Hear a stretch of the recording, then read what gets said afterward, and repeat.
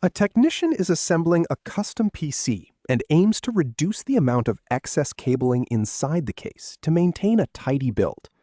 Which type of power supply unit should be selected to best achieve this objective?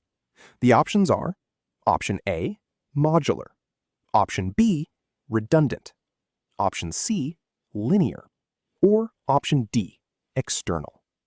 When building a custom computer, the power supply unit connects various internal components. Often, these units come with a large bundle of permanent wires that can become cumbersome if not all of them are needed. This excess cabling can clutter the case and potentially restrict internal airflow.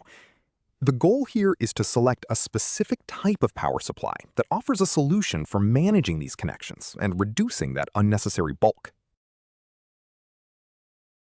I believe the correct answer is option A, a modular power supply unit.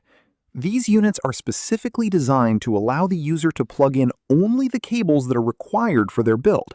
By excluding unnecessary wires, you can significantly reduce internal clutter and improve airflow inside the case. Regarding the other options, redundant power supplies are intended for fault tolerance in high availability server environments, not for cable management. Linear power supplies are an older, less efficient technology, rarely seen in modern personal computers.